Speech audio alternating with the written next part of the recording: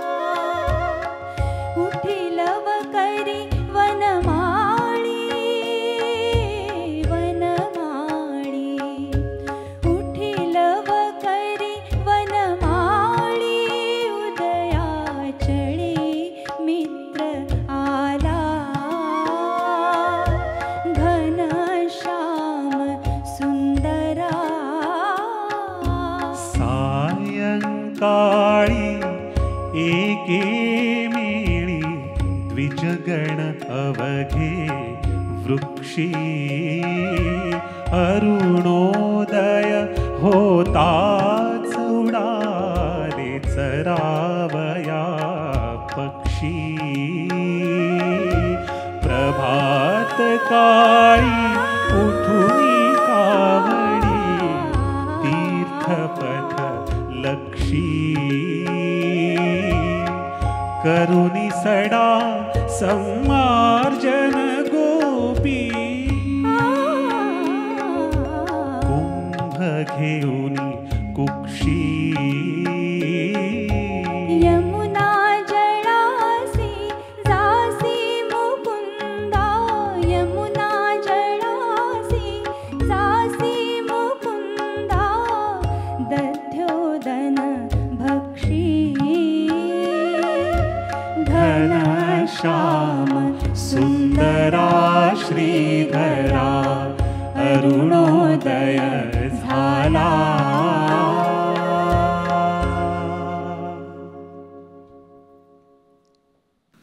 दिवाळीच्या या मंगलमय पहाटेला भूपाळीच्या सुरेल सुरावटीने सुरुवात झालीच आहे, पण वातावरण सुद्धा कसं चैतन्यमय झालंय नाही का?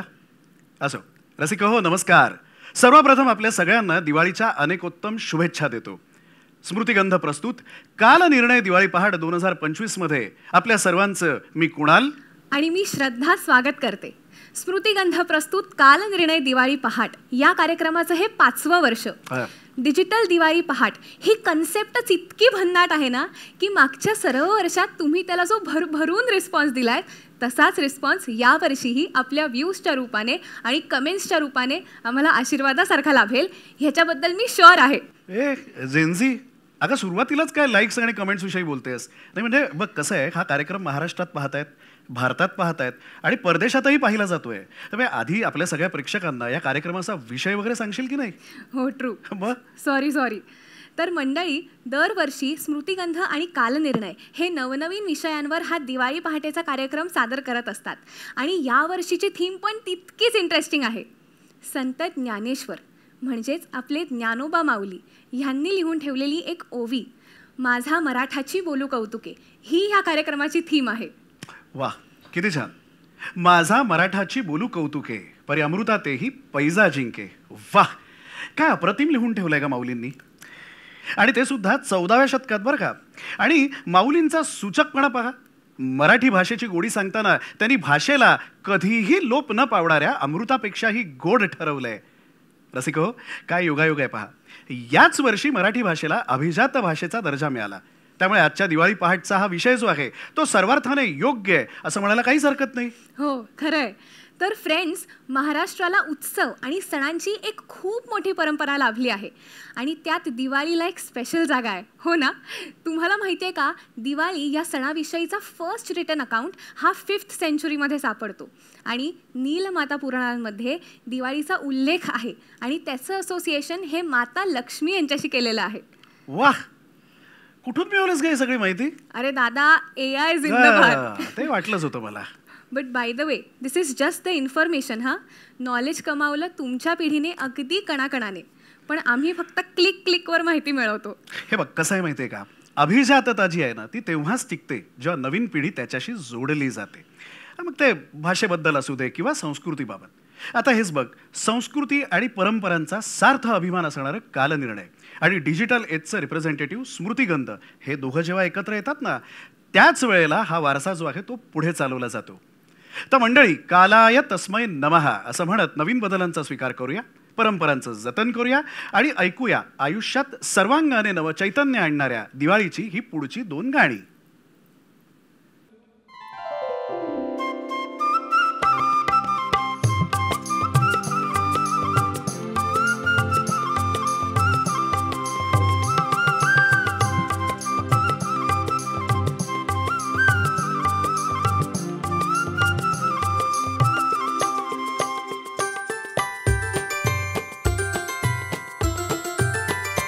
आली माझ्या घरी ही दिवाळी.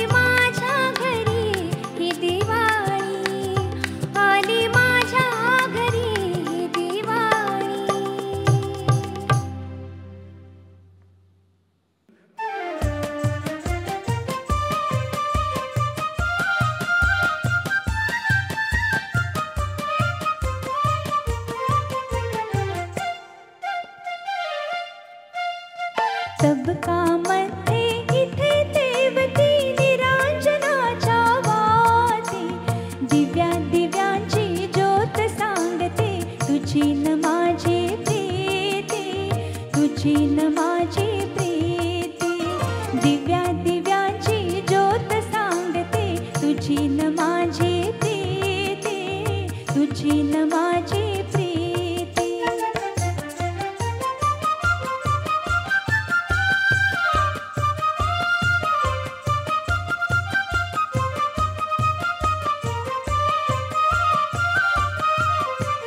समयी संगे आज उजळल्या या नयनाच्या वाती, या नयनाच्या वाती, आकाशातील नक्षत्रांच्या लक्ष लाविल्या ज्योती, लक्ष लाविल्या ज्योती, सुवासिनी मी वाट पाहते घेऊन पूजा हाती, दिव्या दिव्यांची ज्योत सांगते तुझी न माझी प्रीती, तुझी न माझी प्रीती, दिव्या दिव्यांची ज्योत सांगते तुझी न माझी प्रीती, तुझी न माझी प्रीती. रसिक हो, दिवाळी हा प्रकाशाचा सण, महाराष्ट्राला प्रकाशाच्या वाटेने नेणारे, लोकांच्या मनात ज्ञानदीप उजळवणारे अनेक संत महानुभाव याच मातीत जन्माला आले. या संतांनी जीवनाला दिशा दिली, जगण्यासाठी आशा दिली आणि पिढ्यानपिढ्यांना मार्ग दाखवणारी आयुष्याची परिभाषा दिली. वाह दादा वाह. काय म्हणालीस? वाह दादा वाह. हे वाक्य म्हणायचं नाही, कारण ह्या वाक्याला महाराष्ट्रात जवळपास कॉपीराईट आहे. रसिक हो, महाराष्ट्रातील हे संत सर्व जातीपातींचे होते. सावतामाळी होते, गोरा कुंभार होते, तुकारामबुवा वाणी होते. त्यांनी सर्व समाजाला एकत्र आणण्याचं काम केलं. हे संत खऱ्या अर्थाने प्रोग्रेसिव्ह होते. संत ज्ञानेश्वर माऊली, तुकाराम महाराजांपासून राष्ट्रीय संत तुकडोजी महाराज ते अगदी गाडगे बाबा अशी अनेक उदाहरणं देता येतील. 11व्या शतकात जेव्हा युरोपमध्ये धर्मप्रसारासाठी क्रुसेड सुरू होते, स्त्रियांवरती अत्याचार सुरू होते, विच हंट सुरू होते ना, तेव्हा महाराष्ट्रात मुक्ताबाई आयुष्याचं तत्वज्ञान सांगणारे अभंग रचत होती. अहो, वारकरी संप्रदायातील संत जनाबाई लोकांना जीवनाचे सार सांगत होती. यू आर एक्झॅक्टली राईट दादा.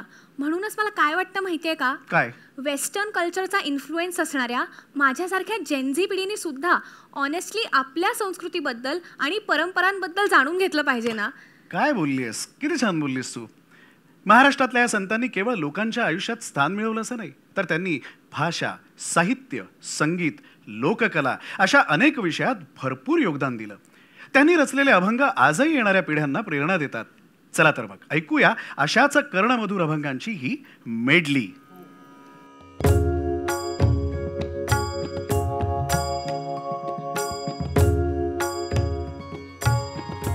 सुंदर ते ध्यान उभे विटेवारी,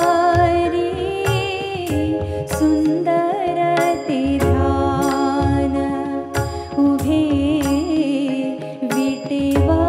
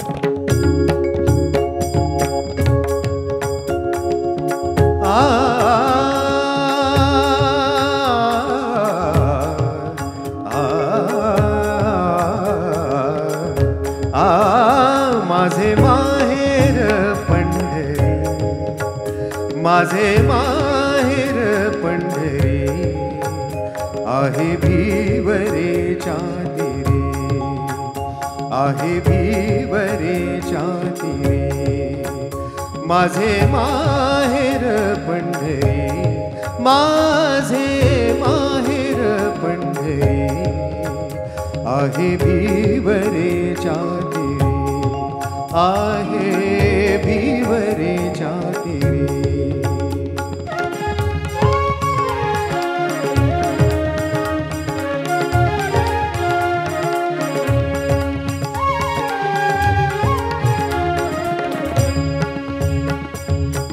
बाप आणि आई, बाप आणि आई माझी विठ्ठल रखुमाई, माझी विठ्ठल रखुमाई, माझी विठ्ठल रखुमाई. माझे माहेर पंढरी, माझे माहेर पंढरी आहे भिवरेच्या तीरे, आहे भिवरेच्या तीरे.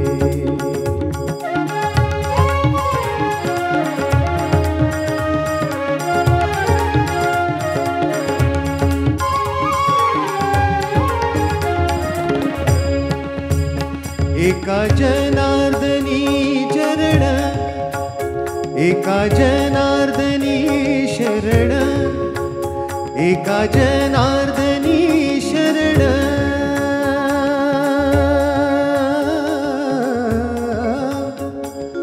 आ आ आ एका जनार्दनी शरण, एका जनार्दनी शरण. करी माहेरची आठवण, करी माहेरची आठवण, करी माहेरची आठवण, करी माहेरची आठवण.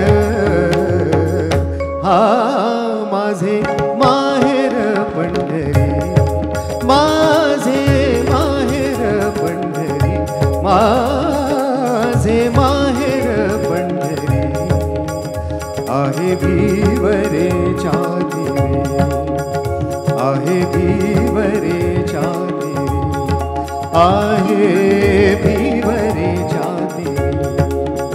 माझे माहेर पंढरी.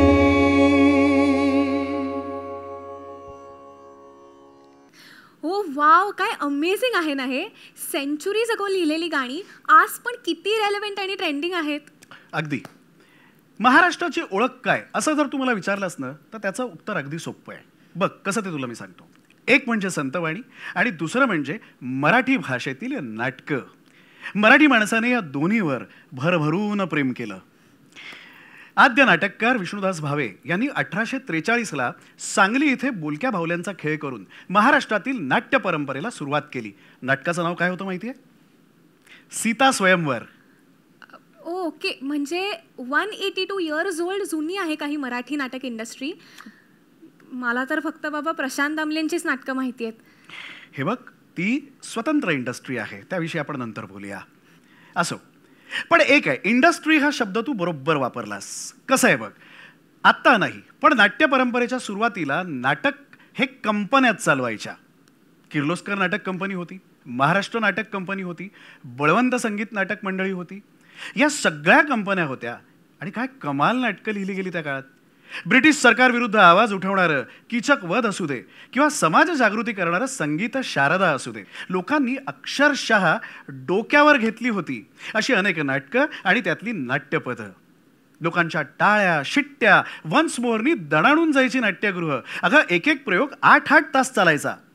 दादा, दिस इज ट्रूली अनबिलिव्हेबल. आमच्या आजच्या जेनला तर 30 सेकंड्सची रील पण कंप्लीट बघायचा पेशन्स नसतो. लोक कसा काय एवढा मोठा मोठा प्रयोग बघायचे? अगं त्याचं काय माहितीये का, बघ कसं आहे, तेव्हा मनोरंजनाची फारशी काही साधनं नव्हती. पण त्याहून महत्त्वाचा मुद्दा म्हणजे आजच्या भाषेत आपण म्हणतो ना, कंटेंट इज किंग. हा जो कंटेंट आहे ना तो इतका भारी असायचा. बघ, पल्लेदार संवाद होते, संगीत होतं, भाषा होती, अभिनय होता, गायकी होती. उगाच नाही त्यातल्या नाट्यपदांची जादू आजही प्रेक्षकांना मंत्रमुग्ध करते. तुला ऐकायचा आहे नमुना? येस बघ, एक काम करतो, आधी तुला मी नांदी ऐकवतो आणि मग तुला पद ऐकवतो. Yes, let's bring it on.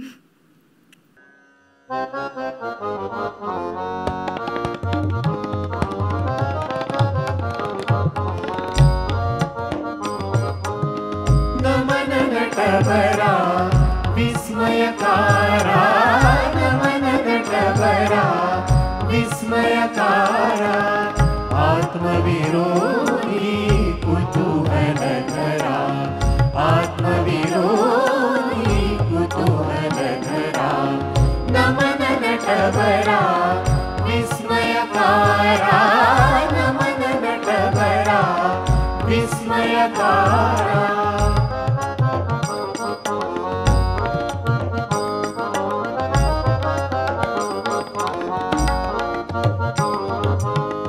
विवाह करुणी मदन जाळिला, विवाह करुणी मदन जाळिला, मद मदन मित्र इंदू सेविला, मद मदन मित्र इंदू सेविला, धन वैरागी द्यूत खेळला, धन वैरागी द्यूत खेळला, गौरीचा तो अंकित झाला, गौरीचा तो अंकित झाला, परमेशाच्या ऐशा लीला, परमेशाच्या ऐशा लीला, कवी कृष्णदात विस्मयकारा, नमन नटवरा विस्मयकारा,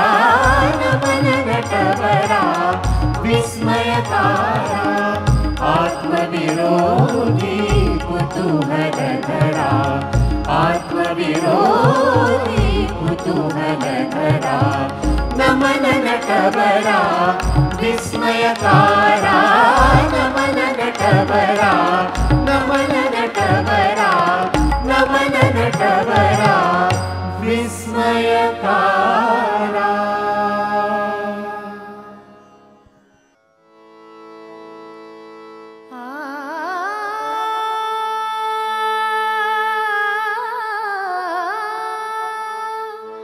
खरा तो प्रेमान धरिलो भवनी, खरा तो प्रेमान धरिलो भवनी, खरा तो प्रेमान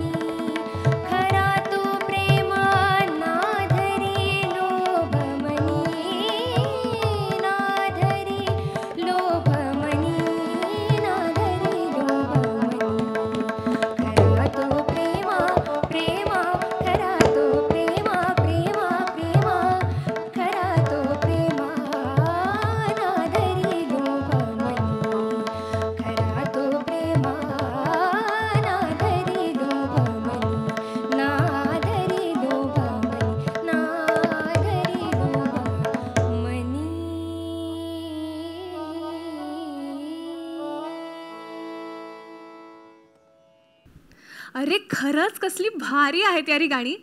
पण दादा, तू मगाशी बोलताना म्हणालास की नाटकांनी समाज जागृती केली. पण मग ही नक्की काय भानगड आहे? भानगड वगैरे नाही ग. तुमची जनरेशन पण ना कुठली फ्रेज कुठेही लावते. आता मी परवाच ना कोणीतरी भयंकर सुंदर मुलगी वगैरे असं काहीतरी ऐकलं. काय भाषा ही? अरे दादा, त्याला ऑक्झिमोरॉन असं म्हणतात. म्हणजे इंग्लिशमध्ये सेम डिफरन्स किंवा ओरिजिनल कॉपी किंवा प्रेटी अगली असो. नाटकाविषयी सांगत होतास ना. हे बघ, त्याचं काय माहितीये का, त्यावेळी समाजामध्ये म्हाताऱ्या माणसांनी अगदी कोवळ्या वयाच्या मुलींशी म्हणजे टीनेजर मुलीशी लग्न करण्याची एक अत्यंत वाईट प्रथा होती. संगीत शारदा या नाटकाने त्या लहानग्या शारदेचं म्हणणं असं काही लोकांच्या मनावर ठसवलं की लोक एकजूट झाले ही प्रथा बंद पाडण्यासाठी. शेवटी 1920 मध्ये ब्रिटिश सरकारला या प्रथेविरोधात कायदा करणं भाग पडलं. आई शपथ, कमाल. मराठी नाटकांनी सोशल जस्टिस पण मिळवून दिलाय, हे माहिती नव्हतं मला. मग काय. हे बघ, असं आहे ना की मराठी नाटक हे कायमच समाजात घडणाऱ्या गोष्टींचा आरसा झालेला आहे. हे आधी आपण लक्षात घेतलं पाहिजे. म्हणजे संगीत शारदापासून स्वातंत्र्यवीर सावरकरांचं संगीत संन्यस्तक खडगं, तेंडुलकरांचं घाशीराम कोतवाल, कन्यादान, कमला, ते अगदी नंतरच्या काळातलं कुसुम मनोहर लेले, अशी कितीतरी मराठी नाटकं आहेत ज्यात सामाजिक समस्यांवरती भाष्य केलेलं आहे. पण या सगळ्यात हायलाईट ठरतं ते एकच नाटक, आणि ते म्हणजे तो मी नव्हेच.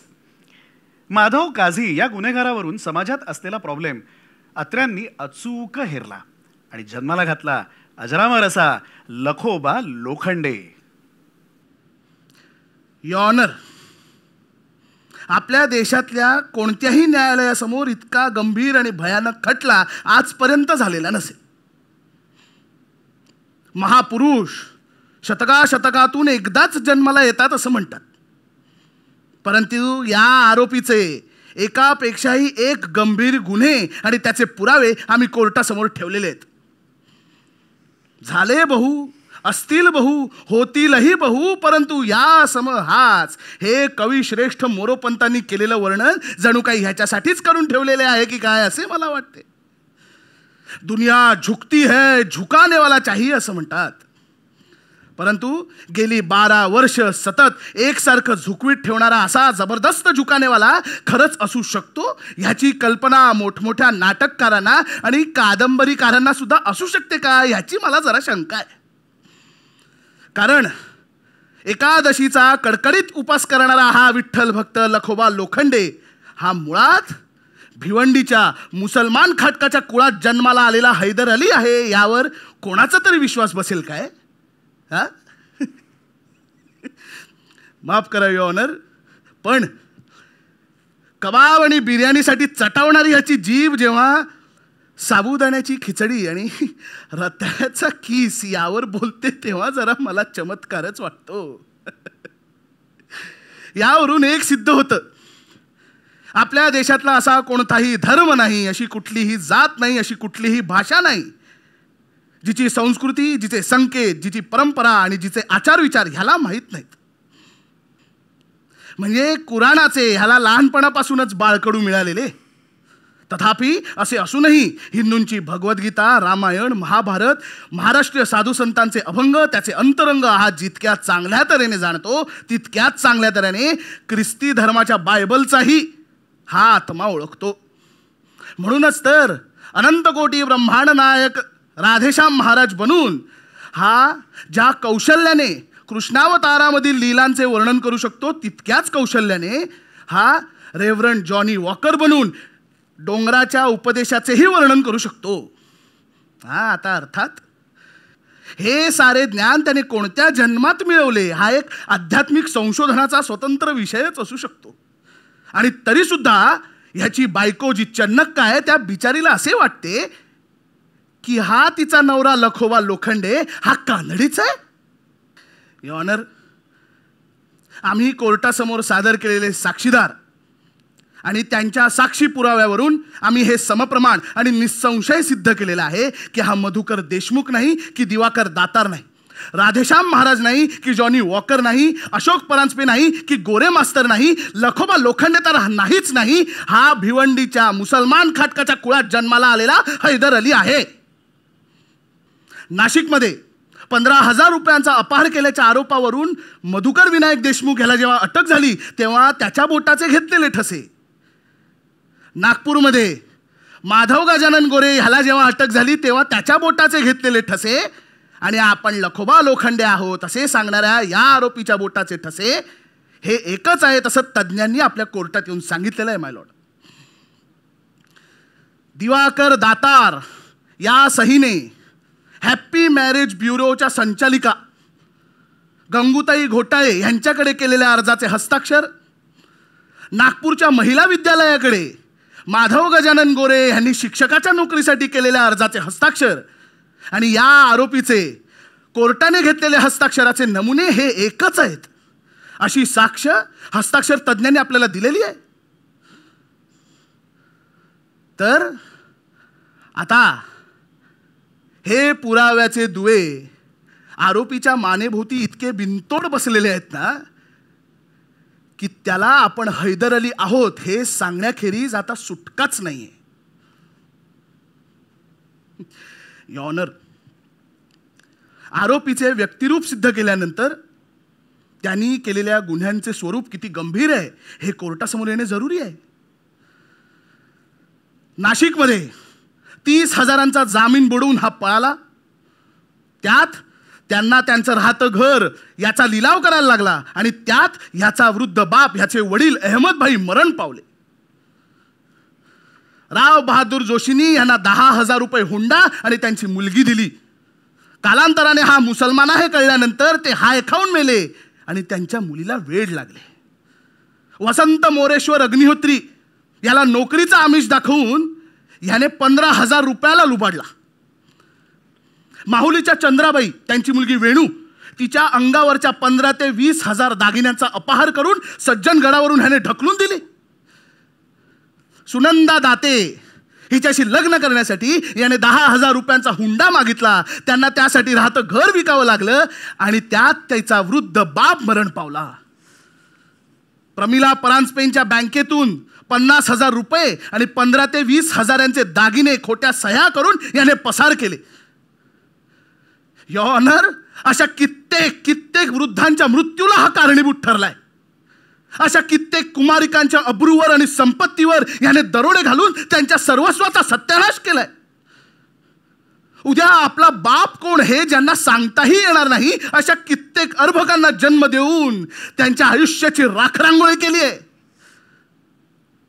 धर्माच्या पावित्र्याची, विवाहाच्या मांगल्याची, स्त्रीच्या पातिव्रत्याची, कुटुंबाच्या इब्रतीची, समाजाच्या स्वास्थ्याची, कायद्याच्या प्रतिष्ठेची याने एवढी विटंबना केलेली आहे की इंडियन पिनल कोडच्या यच्चयावत कलमांखाली सांगितलेल्या 1 शिक्षांची बेरीज करून याच्या माथी मारली तरी ह्याने केलेल्या गुन्ह्यांच्या मानाने ती कमीच ठरेल.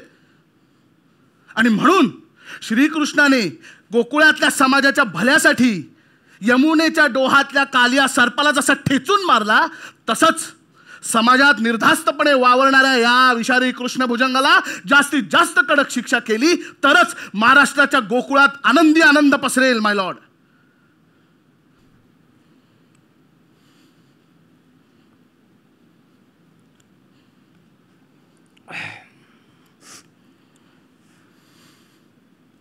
शांताकारं भुजगशयनं पद्मनाभं सुरेशं विश्वाधारं गगनसदृशं मेघवर्णं शुभांगं लक्ष्मीकान्तं कमलनयनं योगिविद्यानगम्यं वन्दे विष्णु भवभयहरं सर्वलोकैकनाथं.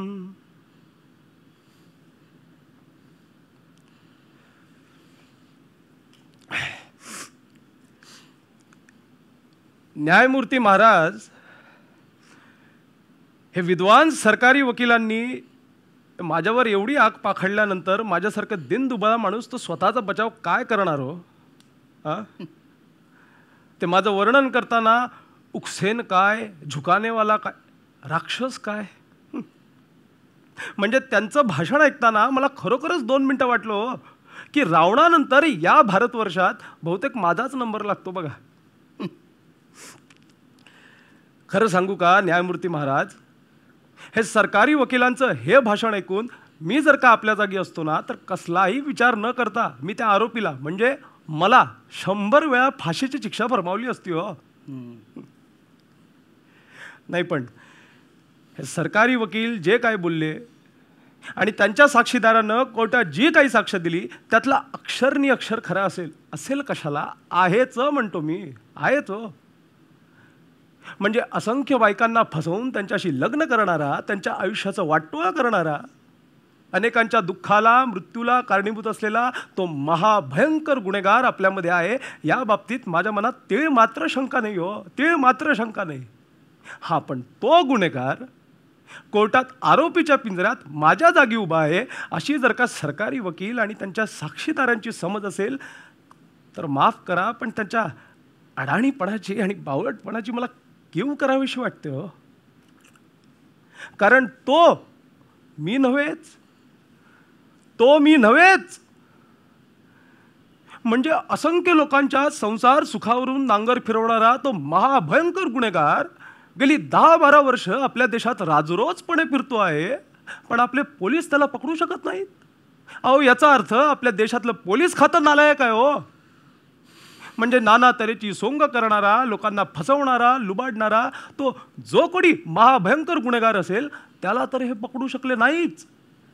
पण त्याऐवजी हे सुडासाठी आसुसलेल्या या स्त्रियांनी आणि स्वतःची नालायकी लपू पाहणाऱ्या या पराभूत पोलिसांनी संगनमत करून कुणाचा तरी बळी द्यायचा म्हणून मला आपल्यासमोर उभं केले आहे. आणि हे या खटल्याचे खरे स्वरूप आहे.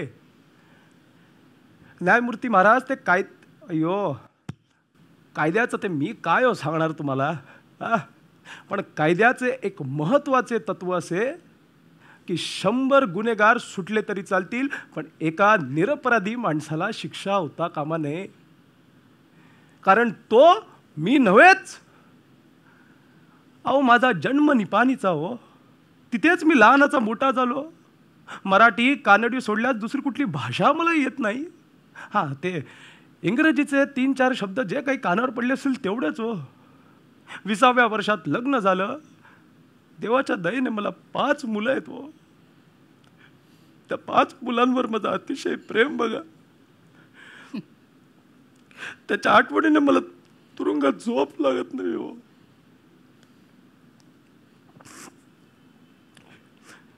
न्यायमूर्ती महाराज, मी एवढंच म्हणेन की मी एक सृजन, सुस्वभावी आणि कुटुंब वत्सल्य माणूस आहे. या जन्मात परक्या स्त्रीकडे कधी वाकड्या नजरेनं पाहिलं नाही हो. आणि मुळात हे इतक्या स्त्रियांशी लग्न करायला मी काय कृष्णाचा अवतार आहे का हो? की इतक्या मुलांना जन्म देत फिरायला त्या धृतराष्ट्राचा बाप लागून राहिलो मी. आता तो भिवंडीचा मुसलमान खाटीक सय्यद मंसूर म्हणतो की मी त्याचा धाकटा भाऊ आणि सुलताना नावाच्या बायकोपासून मला 2 मुलं. अरे, लहानपणी माझ्या आईने कान टोचले हो माझे दोन्ही. मी खाटकाचा मुसलमानाचा मुलगा कसा असू शकतो? ते वसंत मोरेश्वर अग्निहोत्री म्हणतो की चांगली नोकरी देतो म्हणून मी त्याला 15,000 रुपयाला लुबाडलं. पण हे कशावरून नाही की दिल्लीच्या कुठल्या तरी माडीवर झक मारून यानेच त्या 15,000च्या रेवड्या कवडा केल्या असतील आणि ते पाप लपवायला म्हणून कोर्टासमोर तो माझी तोहमत करतो आहे.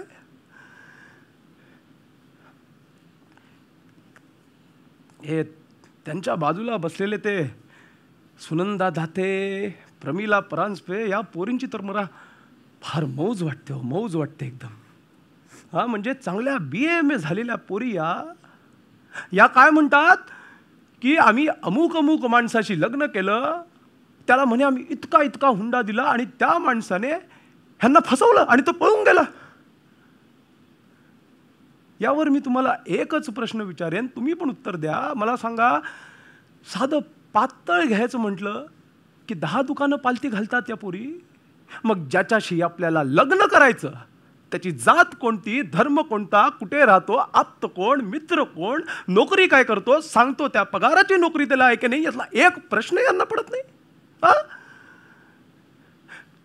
म्हणजे उठायचं, कोणाच्याही गळ्यात पडायचं, स्वतःची घरदारं विकायची, 10-10 हजाराचा हुंडा त्याच्या तोंडात कुंबायचा. म्हणजे हे तुम्हाला तरी खरं वाटतं काय हो? एक गोष्ट लक्षात घ्या, हे जर खरं असेल ना तर आपल्या देशातल्या सुशिक्षित मध्यमवर्गीय मुलींची ही अवस्था आहे हो. हा चला एक वेळ आपण म्हणू की या मुलींना त्यांची अक्कल नाही, हा नाही, पण त्यांचे आई वडील मेवणे बहीण भाऊ त्यांनी तर आपल्या अक्कला घाण नाही ना टाकल्या हो. हा जर असतील तर मग त्यांच्या वडीलपणाला काय काडी लावायची काय हो. हा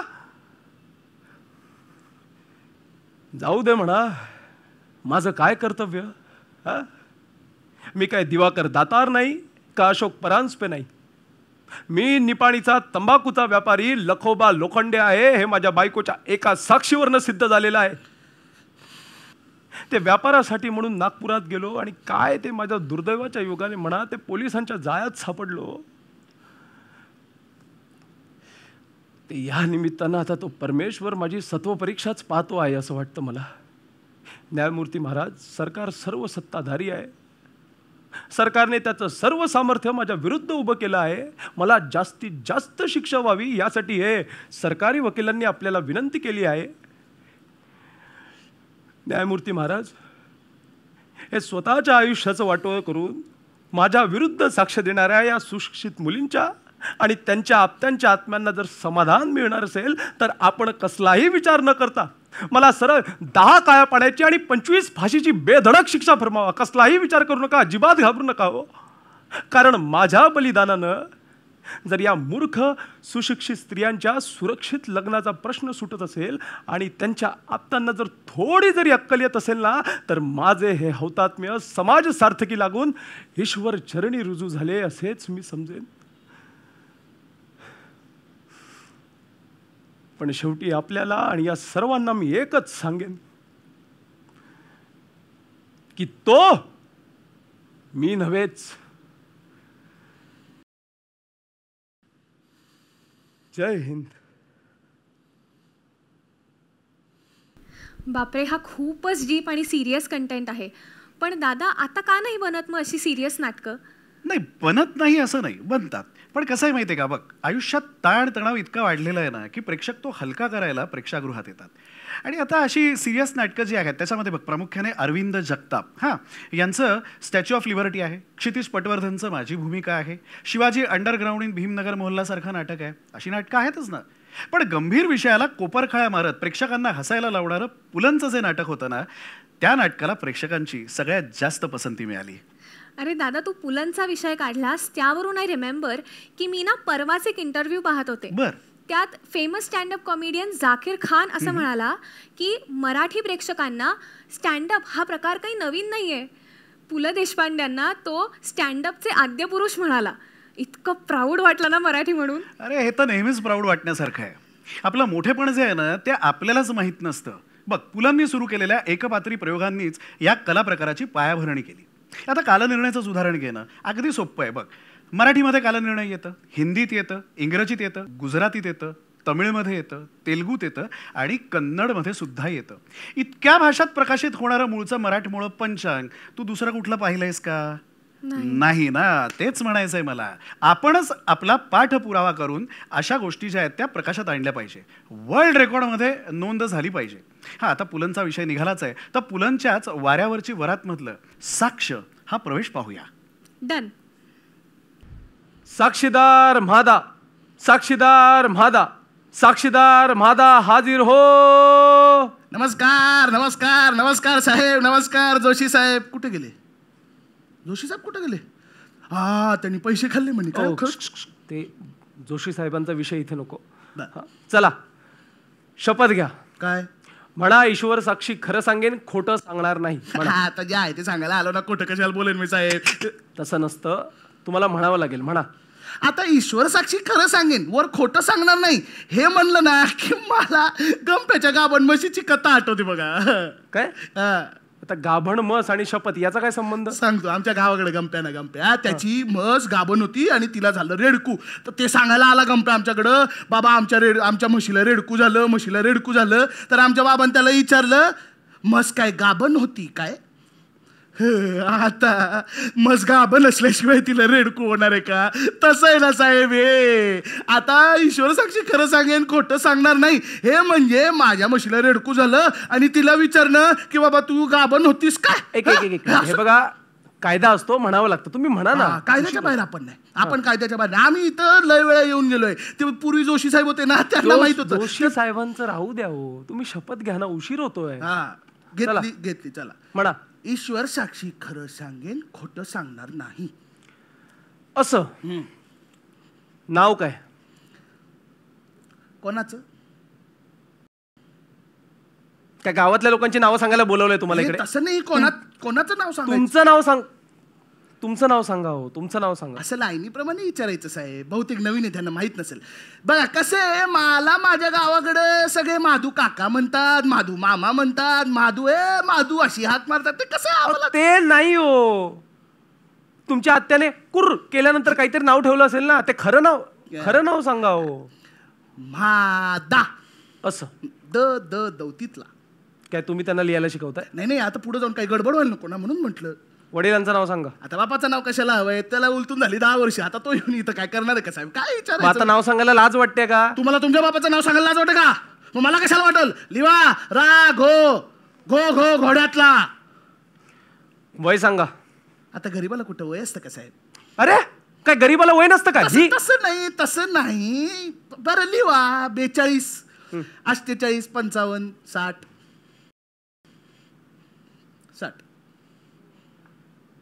62. धंदा सांगा. शेती. आता मला सांगा, तुम्ही काय काय पाहिलं? कवा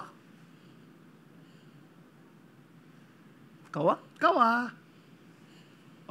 कवा काय मारामारी झाली तेव्हा काय काय पाहिलं, ज्यासाठी तुम्ही इथे आलाय? हो, मारामारी काय आमच्याकडे गावाकडे रोज होत असते. आता येत 2 पोरं मार मार मार मार मारत होती. तुम्हाला सांगतो ते नाही हो. रामाच्या पार्टीची मारामारी झाली हो, ती तुम्ही पाहिली. त्या मारामारीत तुम्ही काय पाहिलं ते सांगा कोर्टाला. हे असं समज लाईनीप्रमाणे विचारायचं. तुम्हाला माहित नसेल, तुम्ही नवीन आहात. आता तर तुम्हाला सगळं समज इसकटून सांगतो. बघा, आमच्या गावाकडचा सूर्यानी की नाही, तो जरा डुबल्यागत झाला होता. सांची होती. ह्यांचा गावाचा सूर्य वेगळा बुडतो. नाही तसं नाही. अहो कसं आहे, आमच्या गावाकडं डोंगराच्या या बाजूला सूर्य डुबल्यागत दिसतोय, पलीकडच्या बाजूला सूर्य डुबल्यागत दिसत नाही. आता पलीकडच्या पार्टीनं असं सांगितलं. बरं सूर्य डुबल्यागत झाला होता. पुढे सूर्य डुबल्यागत झाला होता आणि मी आणि राम्या चावडीवर बसलो होतो. तर राम्यानं मला विचारलं, काय माधू मामा पान खाणार काय? मी आपला गरीब माणूस, मी कशाला नाही म्हणणार. मी म्हंटल दे बाबा मला. म्हणून मी आपलं पान घेतलं, चुना घेतला, तो पानाला लावत. ते पान चुना ते राहू दे, मुद्द्यावर या. मुद्द्याचं बोला. हे बघा, असं आहे साहेब, पानाला चुना लावायचा हे सांगायचं नाही, पण ईश्वर साक्षी खरं सांगेन आणि वर खोटं सांगायचं नाही हे म्हणायचं. बरं पान घेतला, चुना लावला, पुढे. पान घेतलं, चुना लावायला जाणार तेवढ्यात राम्याला समोरनं तात्या कुलकर्णी चालत येताना दिसला. 1 minute. Tatya Kulkarni my lord please note. Tatya Kulkarni तुम्हाला सांगतो, 1 नंबरचा फुकट्या माणूस. म्हणजे फुकट्यात जर शेण जरी खायला दिलं तरी ते खाता येतं. पान का नाही खाणार? म्हणून त्याला विचारलं राम्यानं, काय तात्या पान खाणार काय? मी तुम्हाला सांगतो, तो बिड्या उडतोय, तंबाखू खातय, पानं खातय, सगळं फुकट्यात. पण 1 नंबर कंपनीला माणूस 1 नंबर आहे. म्हणून काय झालं, तुम्ही आता खूप फालतू बडबड करताय हो. सो सॉरी माय लॉर्ड. हे बघा, आता मी जे प्रश्न विचारेन त्या प्रश्नाची हो की नाही मध्ये उत्तर द्यायची. कळलं? हो की नाही मध्ये कशी उत्तर देणार साहेब? मला हो की नाही मध्ये उत्तर द्यायची. कळलं? हो.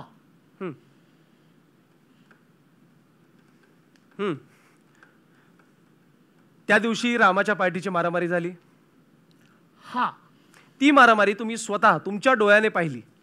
माझ्या डोळ्याने हो की नाही? हा. काय पाहिलं? आता नेमकं मी काय पाहिलं हे हो की नाही मध्ये कसं बसवणार ना मी साहेब? हे म्हणजे असं झालं, रामायणात रावण होता, राम होता, सीता होती. रावणानं सीतेला उचलून पळवलं, रामाने रावणाला मारलं, सीता घरात आली, झालं रामायण. हे असं असतं का रामायण? मला सांगा. बघा, आपल्या गावात काही कमी बायका पळून नेतात का? पण मला सांगा, होतं का रामायण? होतं का? कोणाची बायको कोणी पळवली आहे ह्याच्यावर होतं ते रामायण. जाऊ दे, तुम्ही विषयवर कवटवताय. कसे आपल्याकडे काय झालं, हे झालं, तात्या कुलकर्ण्यानं हातात अर्तिका घेतला होता. आता हातात अर्तिका घेतल्यावर सुपारी घेतली, तेवढ्यात आरडाओरडा झाला. अच्छा, एक मिनिट. आरडाओरडा झाला? आरडाओरडा झाला. प्लीज नोट, आरडाओरडा झाला. आरडाओरडा कुठल्या दिशेने झाला? एक काम करा साहेब, काय करा, रातच्या टायमाला आमच्या गावाकडे या. रातच्या टायमाला कुत्रं भुकतं. हा, ते कुठल्या दिशेने भुकलं ते तुम्ही मला सांगा. म्हणजे अहो आता गरीबाला काय दिशा कळते का? हा, अरे काय माणूस आहे हा? गरीबाला दिशा कळत नाही? नाही तसं नाही. रागव नका. कसं झालं, ज्या दिशेने आरडाओरडा झाला तिथं सगळे लोक पळायला लागले, म्हणून आम्ही पण त्याच्या मागं मागं गेलो. मग अशी माणसं झाली. तिथून काही माणसं आली, इथून काही माणसं आली, आणि तेवढ्यात काय झालं, मला दिसला रामाच्या हातात कुऱ्हाड. रामाच्या हातात कुऱ्हाड होती? रामाच्या हातात कुऱ्हाड होती. रामाच्या हातात कुऱ्हाड होती. रामाच्या हातात कुऱ्हाड का होती? धंदा आहे ना त्याचा, लाकूड तोड्याचा. आता ज्याचा तो धंदा त्याचं ते शस्त्र. आता रजिस्टर साहेबांचा धंदा काय, ते लिहतात, म्हणून त्याच्या हातात पेन आहे, रजिस्टर आहे, सगळं आहे ना. बरोबर. पुढे पुढे हा, पुढे काय झालं, पुढे असं झालं की अशी सगळी माणसं झाली. माणसं दिसली. मला सांगा, सगळ्यात आधी कोणी कोणावर घाव केला? तेवढं माझं बघायचं राहिलं बघा साहेब, तेवढं माझं बघायचं राहिलं.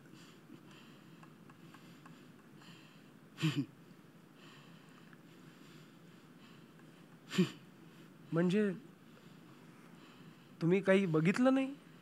बघितलं ना, जे बघितलं ते समजा तुम्हाला सांगितलं. ईश्वर साक्षी, खरं सांगेन, खोटं सांगणार नाही. जेवढं बघितलं तेवढं सांगितलं. घाव कोणी कुणावर पहिला घातला हे एवढंच माझं बघायचं राहिलं बघा साहेब. अहो पण हे ते सगळ्यात महत्वाचं होतं, ते कसं नाही बघितलं तुम्ही? नाही, कसं आहे, महत्वाचं असलं ना तरी मला दिसलं नाही. समोर माणसं होते की नाही. उतरा खाली. हा, उतरा खाली, निघा. ठीक आहे, येतो येतो येतो. जोशी साहेबांना विचारलं म्हणून सांगा. चला, या या. कसं आहे, मी जे खरंच पाहिलं ते सांगितलं असतं ना तर रातच्याला माझ्या तंगड्या राहिल्या नसत्या. ईश्वर साक्षी खरं सांगेन असं कोर्टात म्हटलंय खरं, पण कोर्टातला ईश्वर आणि बाहेरचा ईश्वर जरा वेगळा आहे. आणि तसं बी सरकारचं आणि लोकांचं कुठं पटलंय जे देवाबरोबर त्याचं पटल नाही का. येतो, हा, सांगू नका, आलो. मराठी भाषेला अभिजात भाषेचा दर्जा मिळाल्याबद्दल आपण या दीपोत्सवाच्या कार्यक्रमाची थीम ठेवली, माझा मराठाची बोलू कौतुके. बरोबर बरोबर. पण मग दादा मला सांग, अभिजात म्हणजे नक्की काय? अगं अगदी सोपं आहे. अभिजात म्हणजे अशी गोष्ट जी खूप जुनी आहे, प्राचीन आहे आणि काळाच्या ओघात बदलत गेली असली तरी आजही आपलं अस्तित्व टिकवून आहे, ती अभिजात. Okay, got it. म्हणजे एव्हर लास्टिंग असंच ना? अगदी. पण आय हॅव अ क्वेश्चन. काय? मराठी भाषेची हजारो वर्षांची कंटिन्युइटी प्रूफ कशी होते? त्यात काय, मराठीचा पहिला उल्लेख 8व्या शतकात कुवलयमाला या ग्रंथात सापडतो. पहिला लिखित पुरावा आक्षी इथल्या शिलाहार राजाच्या शिलालेखात म्हणजे साधारण 1012 मध्ये सापडतो. आणि बोलीचं म्हणशील तर संस्कृत, प्राकृत यातून त्याचा जन्म झालाय. आता काव्याचंच बघ ना, संतवाणीपासून ते लोककलांपर्यंत सगळं जे काही आहे ना ते बोली भाषेमध्ये आहे. ट्रूली इंटरेस्टिंग आहे हा काव्याचा प्रवास, नाही का. कसं आहे, कवी केशवसुतांच्या उदयाबरोबरच मराठीतील दुसरा म्हणजे अर्वाचीन कवितेचा कालखंड सुरू झाला. म्हणजे असं प्रामुख्याने मानलं जातं. एक तुतारी द्या मज आणुनी, एक तुतारी द्या मज आणुनी, फुंकीन मी जी स्वप्राणाने, भेदून टाकीन सगळी गगने, दीर्घ जिच्या त्या किंकाळीने, अशी तुतारी द्या मज लागुनी. केशवसुतांमुळे संत आणि पंडितांच्या अखत्यारीतलं काव्य सामान्यांचं आणि वैयक्तिक झालं. आम्ही कोण म्हणून काय पुससी, आम्ही असू लाडके देवाचे, दिधले असे जगतये आम्हा खेळावया, विश्वी या प्रतिभाबले, विचारतो चोहीकडे लीलया, दिक्काला तुनी आरपार आमुची दृष्टी पाहा या शके. केशवसुतांचा प्रभाव ज्यांच्यावरती होता अशा कवींमध्ये नावा टिळक, राम गणेश गडकरी उर्फ गोविंदाग्रज, बालकवी कवी बी यांचा समावेश होता. 1920 नंतर सुरू झाला मराठी कवितेचा तिसरा कालखंड. पुण्यात रविकिरण मंडळाची स्थापना झाली. त्यात माधव जुलियन होते, कवी गिरीश होते, माडखोलकर, मनोरमाबाई रानडे, द ल गोखले ही सगळी मंडळी होती बरं का. रविकिरण मंडळातील कवींनी नव्या आणि जुन्या विविध फॉर्म्सचा व चालींचा वापर करून भावगीतं रचली आणि ती पॉप्युलर सुद्धा केली. कुसुमाग्रज, कविवर्य बाभ बोरकर, कवी अनिल, शांता शेळके, पद्मा गोळे, इंदिरा संत याच कालखंडामध्ये शाहिरांचा सुद्धा वाटा फार आहे, हे विसरून चालणार नाही. हा म्हणजे बघ, अण्णाभाऊ साठे, अमर शेख अशा दिग्गजांचा यात फार मोठा वाटा आहे. दादा तुला खरं सांगू का, सांग ना. मला फक्त कुसुमाग्रजांच्या बर्थडेच्या दिवशी मराठी दिवस आहे एवढंच माहिती आहे. वा वा वा, हे पण काही कमी नाही का? फार आहे हे. हे कसं आहे, 27 फेब्रुवारीला कुसुमाग्रजांच्या सन्मानार्थ मराठी भाषा गौरव दिन आणि 1 मेला मराठी राजभाषा दिन साजरा करतो आपण. आणि कसं आहे माहिती आहे का, बघ तू नाराज नको होऊस. हां, म्हणजे भाषेचा काय किंवा संस्कृतीचा काय अभिमान तेव्हाच वाटतो जेव्हा तुम्ही त्याच्या खोलात शिरता. आता बघ, तू एवढी क्युरियस आहेस ना, तर उत्तर शोधून काढणं तुझ्या पिढीला काही अवघड नाही. आणि बाकी काय, तुमच्यासाठी गुगल वगैरे आहेच. अरे दादा, गुगल गेलं केव्हाच मागे. अरे म्हणजे काय? आता ChatGPT, जेमिनाय, परप्लेक्सिटी, थोडक्यात AI असू दे, ते मी आता सर्च करेनच कार्यक्रम झाल्यावर. पण तू कवितेच्या जर्नीविषयी सांगत होतास ना. अगदी खरी गोष्ट आहे. यानंतर येतो चौथा कालखंड. ही होती उद्रेकाची आधुनिक कविता. बासी मर्ढेकर त्याचे जनक होते. वसंत बापट, विंदा, पाडगावकर, पुशी रेगे, ते आक्रोश मांडणारे नामदेव ढसाळ यांनी संपूर्ण समाज ढवळून काढला. आपण एक काम करूया, आपण ऐकूया अशाच 2 दिग्गज कवींच्या रचना. कवयित्री बहिणाबाई चौधरी आणि शब्दप्रभू गजानन दिगंबर उर्फ ग.दी. माडगुळकर. मन वढाय वढाय, मन वढाय वढाय, उभ्या पिकातल ढोर. मन वढाय वढाय, उभ्या पिकातल ढोर, किती हाकला हाकला, फिरी येत पिकावर. मन मोकाट मोकाट, मन मोकाट मोकाट, त्याले ठाई ठाई वाटा. मन मोकाट मोकाट, त्याले ठाई ठाई वाटा, जशा वाऱ्यानं चालल्या पाण्यावरल्या रे वाटा. मन मोकाट मोकाट, मन मोकाट मोकाट, त्याले ठाई ठाई वाटा. मन मोकाट मोकाट, त्याले ठाई ठाई वाटा, जशा वाऱ्यानं चालल्या पाण्यावरल्या रे लाटा. मन लहरी लहरी, मन लहरी लहरी, त्याले हाते धरी कोण. मन लहरी लहरी, त्याले हाती धरी कोण, उंडारल उंडारल, जसा वारा वाहादन. मन जयहरी जयहरी, मन जयहरी जयहरी, याचं न्यार रे तंतर. मन जयहरी जयहरी, याचं न्यार रे तंतर. मन जयहरी जयहरी, मन जयहरी जयहरी, याचं न्यार रे तंतर. अरे इचू साप बरा, त्याले उतारे मंतर. मन पाखरू पाखरू, मन पाखरू पाखरू, त्याची काय सांगू मात. मन पाखरू पाखरू, त्याची काय सांगू मात. आता व्हत भुईवर, गेलं गेलं आभायात. मन चपय चपय, मन चपय चपय, त्याले नाही जरा धीर.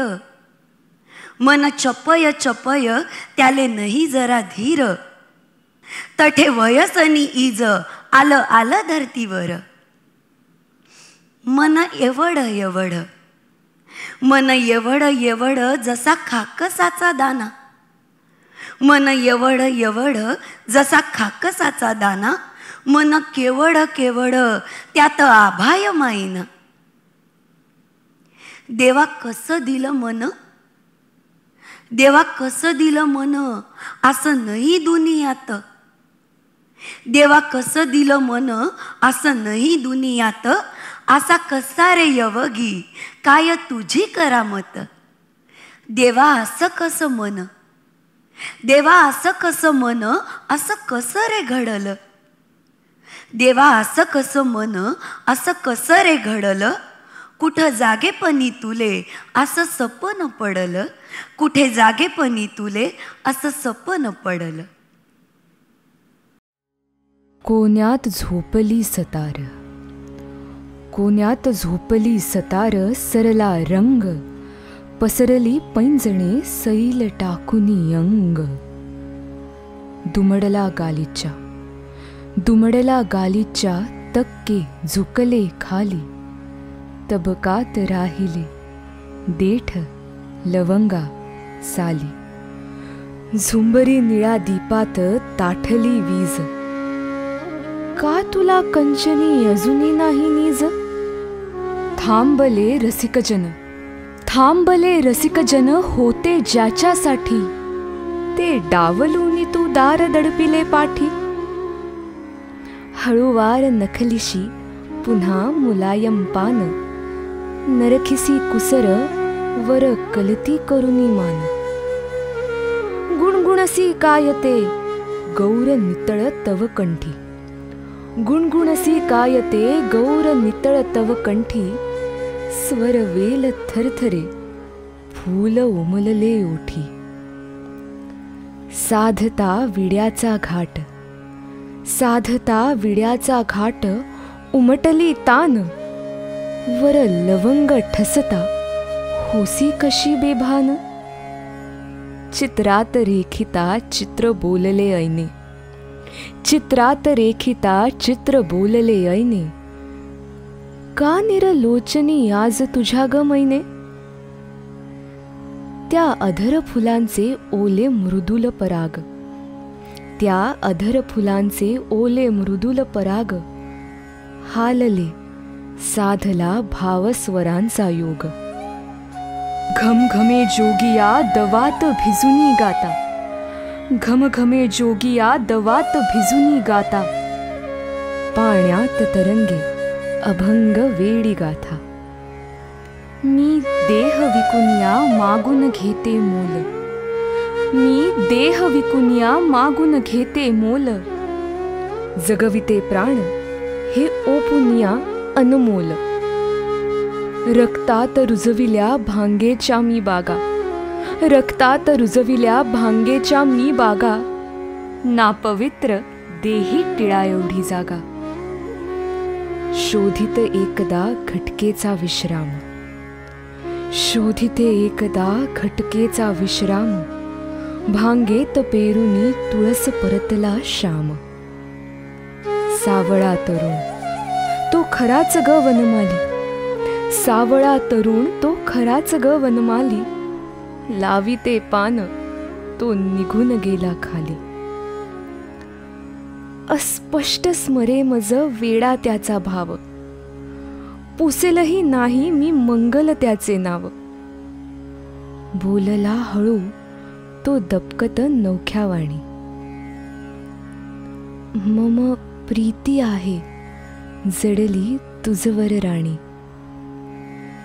नीतीचा उघडीला खुला जिथे व्यापार, नीतीचा उघडीला खुला जिथे व्यापार.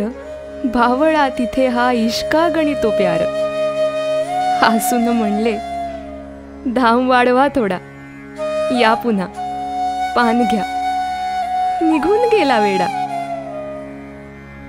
राहिले चुन्याचे बोट, थांबला हात. जाणिली नाही मी थोर त्याची प्रीत. पुन्हा पुन्हा धुंडीते अंतर. आता त्याला तो कशाच येईल भलत्या व्यापाराला. तो हाच दिवस, हीच तिथी ही रात. तो हाच दिवस, हीच तिथी ही रात. ही अशीच होते बसले परी रतिक्लांत. वळूनी न पाहता कापित अंधाराला. तो तारा तुटतो तसा खालती गेला. हा विडा घडवूनी करीते त्याचे ध्यान. त्या खुळ्या प्रीतीचा खुळाच हा सन्मान. ही तिथी पाळते, ही तिथी पाळीते व्रतस्थ राहुनी अंगे. वर्षात एकदा असा जोगिया रंगे, वर्षात एकदा असा जोगिया रंगे.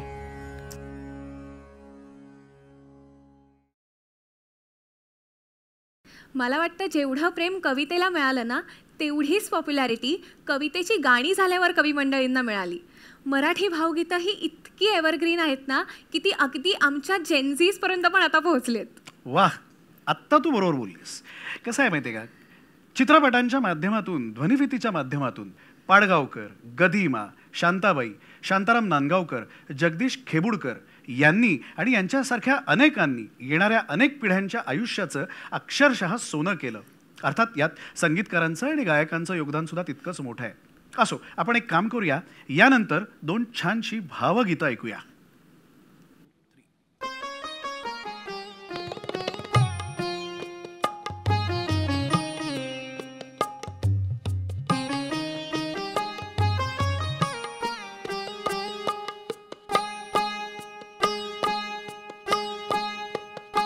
लाजून हासणीयन हासून ते पहाणे, लाजून हासणीयन हासून ते पहाणे, मी ओळखून आहे सारे तुझे बहाणे, मी ओळखून आहे सारे तुझे बहाणे.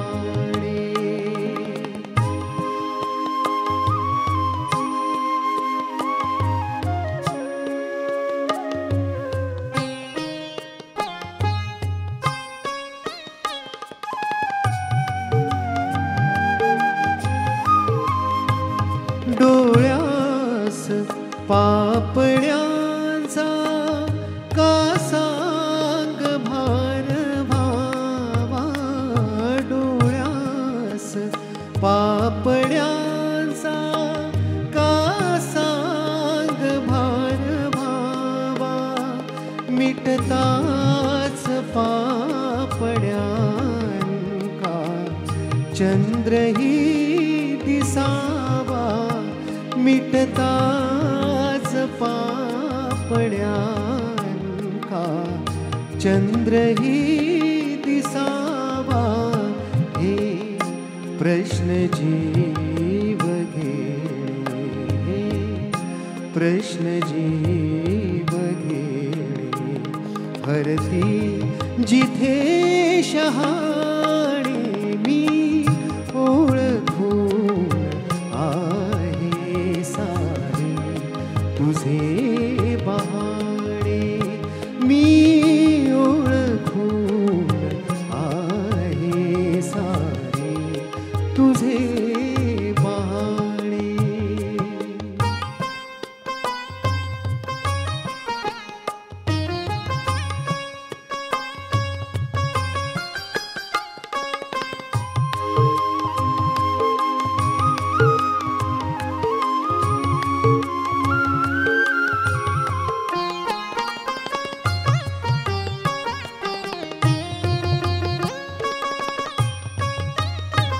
हाती धनुष ज्याच्या त्याला कसे कळावे, हाती धनुष ज्याच्या त्याला कसे कळावे, हृदयात बाण ज्याच्या त्यालाच दुःख ठावे, तिरपा कटाक्ष भोळा, हा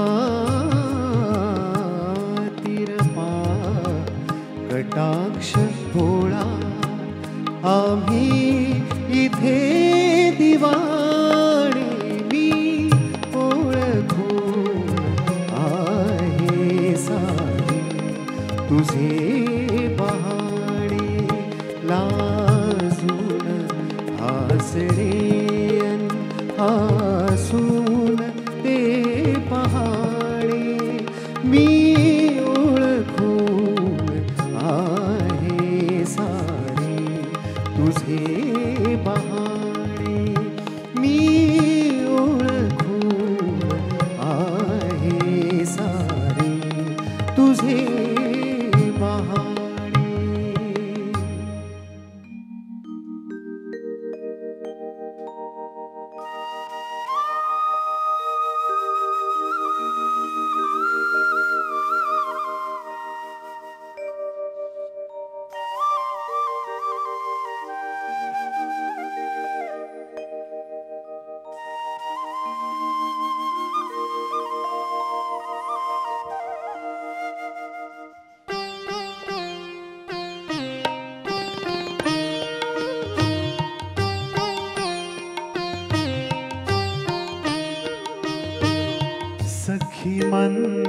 झाल्या तारका सखी मंद झाल्या तारका आता तरी येशील का येशील का सखी मंद झाल्या तारका सखी मंद झाल्या तारका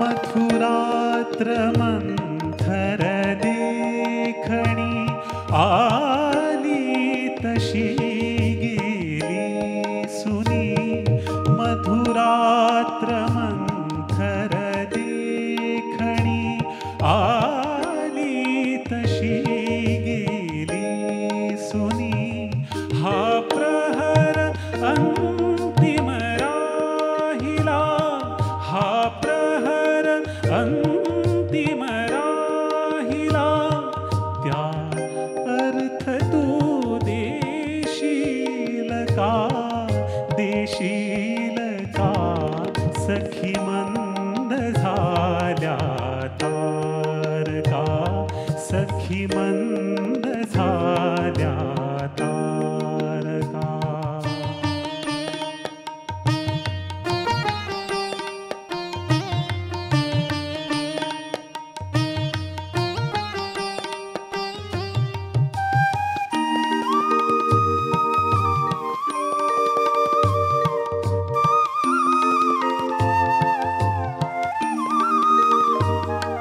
बोलावल्या वाचूनही मृत्यू जरी आला इथे बोलावल्या वाचूनही मृत्यू जरी आला इथे थांबेल तोही पळभरी थांबेल तोही पळभरी पण सांग तू येशील का येशील का सखी मंद झाल्या तारका सखी मंद झाल्या तारका आता तरी येशील का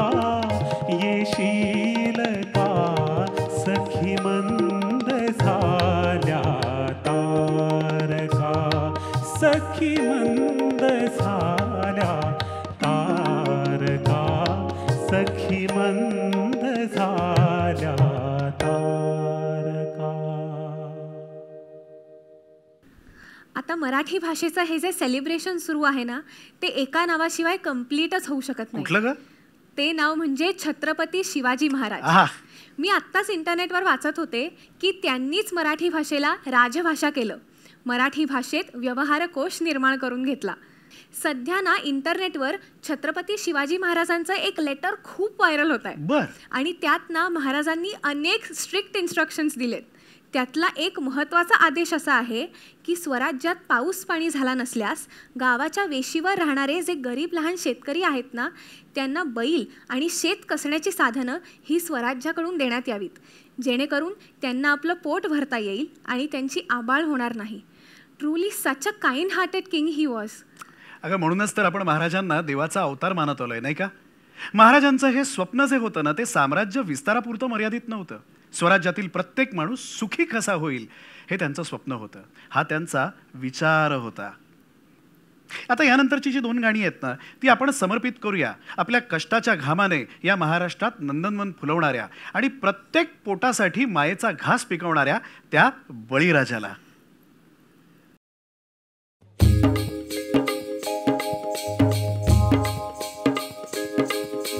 भलगरी हो दादा भलगरी भलगरी हो दादा भलगरी भलगरी हो दादा भलगरी भलगरी हो दादा भलगरी हो गेला बळीवर निघून आला मिरग फिरून गेला बळीवर निघून आला मिरग फिरून कुऱ्या चालल्या रानात कुऱ्या चालल्या रानात सुरू झाली या पेरण सुरू झाली या पेरण सुरू झाली या पेरण भलगडी दादा रे गड्या भलगडी दादा भलगडी दादा रे गड्या भलगडी दादा येर गड्या काम करी दादा कुऱ्या चालल्या रानात सुरू झाली या पेरण कुऱ्या चालल्या रानात सुरू झाली या पेरण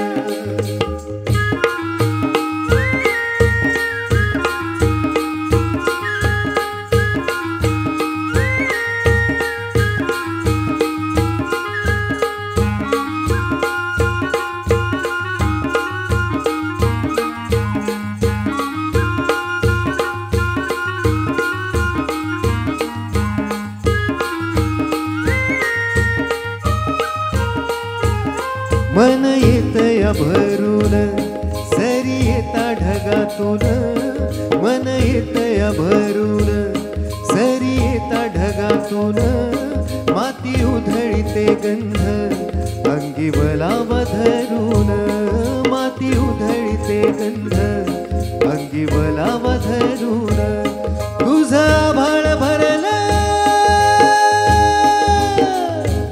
तुझा आभाळ भरलं देवा सावळ्या मेघान तुझा आभाळ भरलं देवा सावळ्या मेघान कुऱ्या चालल्या रानात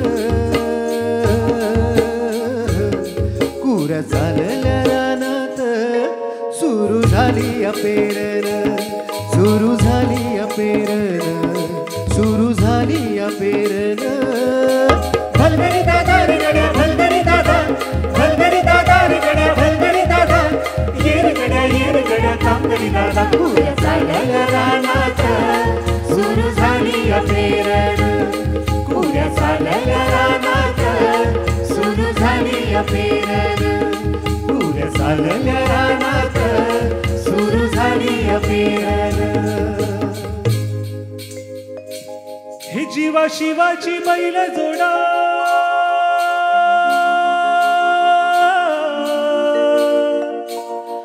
लावील पैजला आपली पुढं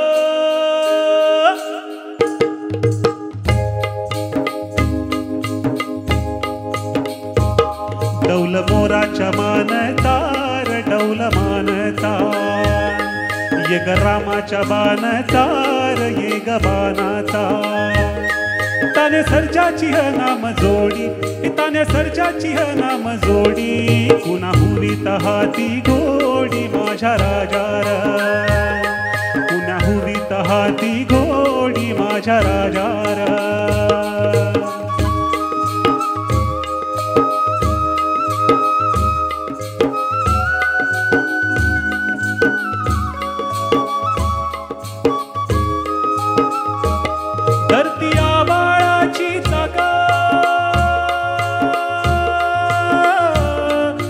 दुनवेची ओ गाडी धरतीया बाळाची चाका त्याच्या दुनवेची ओ गाडी सुरव्या चंद्राची ओ जोडी सुरव्या चंद्राची ओ जोडी त्याच्या सर्गाची रमाडी सर्गाची माडी त्याच्या सर्गाची रमाडी सर्गाची माडी डौल मोराच्या मानतार डौल मानतार ये ग रामाच्या बाणाचार ये ग बाणाचा ताने सर्जाची ह नाम जोडी ताने सर्जाची ह नाम जोडी कुणा हुवीत हाती गोडी माझ्या राजार कुणा हुवीत हाती गोडी माझ्या राजार डौल मोराच्या मानतार डौल मानतार डौल मोराच्या मानतार डौल मानतार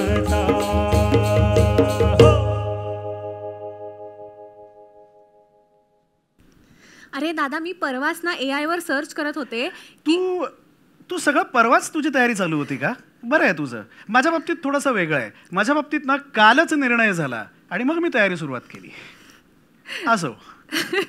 अरे दादा तसं नाही, मी असंच क्युरिओसिटी म्हणून बघत होते. बरं. तर मला हे वाचून धक्काच बसला की महाराष्ट्रात जवळजवळ 34 फोक आर्ट्स आहेत. मला तर मेनली फक्त लावणीच माहिती होती. हे तुलाच नाही, अनेकांच्या बाबतीत असं होतं. पण काय माहिती आहे का, बघ आपल्याकडे ना नमन आहे, खेळे आहेत, दशावतार आहे, पोतराज आहे, धनगरी गजा नृत्य आहे, पोवाडा आहे, भारूड आहे, दंडार आहे, कोळी गीतं आहेत, लेझीम आहे, गण गवळण, वाघ्या मुरळी, अगं खूप आहेत. पण अख्ख्या महाराष्ट्राने भरभरून प्रेम केलेला कलाप्रकार म्हणजे लावणी. बघ कसं आहे माहिती आहे का, लवण म्हणजे सुंदर आणि लावण्य म्हणजे सौंदर्य, हे दोन्ही ज्यात येतं ना ती लावणी. या लावणीची लोकप्रियता ना 100-200 वर्षापूर्वीची आहे असं अनेकांचं मत आहे. पण असं नाही आहे बरं का. 16व्या शतकापासून आहे. मी तुला गंमत सांगतो, 16व्या शतकात ना मनमथ नावाचे स्वामी होऊन गेले. त्यांनी जी लावणी लिहिली आहे ना ती खरं तर आध्यात्मिक स्वरूपाची होती. Weight what? लावणी आणि आध्यात्मिक? हो दादा काहीही नाही, अगं खरं आहे. बघ लावणीमध्ये आध्यात्मिक, शृंगारिक, सामाजिक, भौगोलिक असे अनेक विषय आहेत. पण आपल्याला लावणी म्हटलं की शृंगार एवढंच समीकरण ठाऊक असतं नाही का. पहिल्या उपलब्ध लावणीमध्ये शिलाहार राजांची कुलदेवता महालक्ष्मी ही कराडात कशी आली याविषयी लिहिलंय. अरे मग दादा मी काय म्हणते, काय म्हणतेस? आपल्या प्रेक्षकांना एक आध्यात्मिक लावणी ऐकूया का?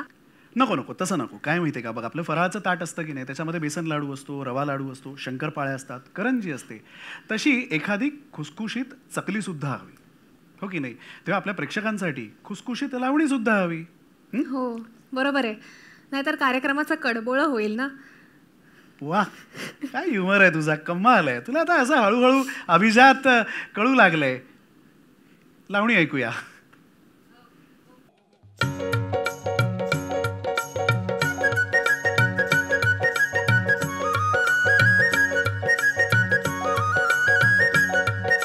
लटपट लटपट लटपट लटपट तुझं चालणं ग मोठ्या नखऱ्याचं, चालणं ग मोठ्या नखऱ्याचं, बोलणं ग मंजुळ मैनेचं, बोलणं ग मंजुळ मैनेचं. नारी ग नारी ग नारी ग नारी ग नारी ग, लटपट लटपट लटपट लटपट तुझं चालणं.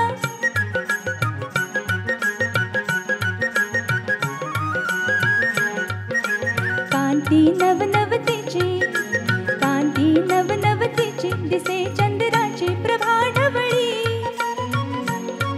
जाई चिरविल कवळी, जाई चिरविल कवळी, दिसणार सुकुमार नरम गाल वटपवळी, दिसणार सुकुमार नरम गाल वटपवळी, जशी चवळीची शेंग कवळी, जशी चवळीची शेंग कवळी, दिसणार सुकुमार नरम गाल वटपवळी, तारुणपण अंगात झोक मदनाच जोरात, चालणं ग मोठ्या नखऱ्याचं, बोलणं ग मंजुळ मैनेचं, बोलणं ग मंजुळ मैनेचं. नारी ग नारी ग नारी ग नारी ग नारी ग, लटपट लटपट लटपट लटपट तुझं चालणं. रसिका हो, आजच्या या दीपोत्सवाला मराठी भाषेच्या वैभवाचे दीप उजळलेले असताना तुम्ही सर्व मराठी रसिक आणि या भाषेवरती अतोनात प्रेम करणारे सर्व भाग्यवंत यांनी स्मृतिगंध प्रस्तुत कालनिर्णय दिवाळी पहाट 2025 याला जो प्रतिसाद आणि प्रेम दिलाय ना, ते असंच यापुढे सुद्धा देत राहाल अशी आशा व्यक्त करतो. कसं आहे माहिती आहे का, खरं तर आपली ही जी भाषा आहे ना, मराठी भाषा, याच्या सौंदर्याविषयी आणि अभिजाततेविषयी आणखीनही बरंच बोलता येईल. पण वेळेचं भान हे असायलाच हवं नाही का. आपल्या सर्वांना दिवाळीच्या हार्दिक शुभेच्छा. ही दिवाळी आपल्यासाठी शुभ संकेत, आरोग्य, समृद्धी आणि समाधान घेऊन येवो हीच ईश्वरचरणी प्रार्थना. And last but not the least, yes a bit Gen Z way, like, share and subscribe.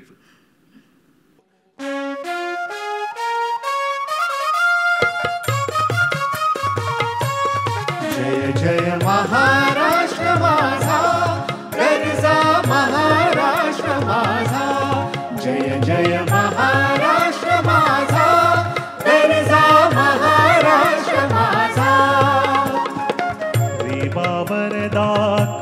Koyna Bhadra Godavari एकपणाचे भरती पाणी मातीच्या घागरी भीमथडीच्या तटानाया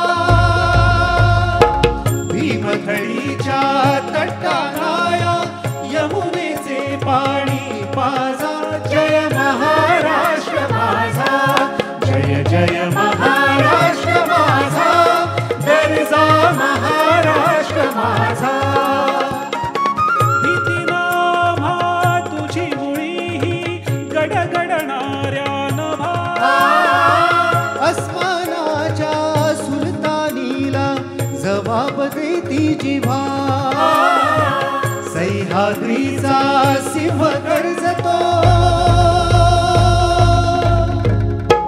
सह्याद्रीचा सिंह गर्जतो शिवशंभू राजा दरी दरीतून नाद गुंजला महाराष्ट्र माझा जय जय महाराष्ट्र माझा दर्जा महाराष्ट्र माझा काळ्या छातीवरी कोरली अभिमानाची लेणी पोलादी मनगटे खेळती खेळ जीव घेणी दारिद्र्याच्या उन्हात शिजला निढळाच्या घामाने भिजला देश गौरवासाठी झिजला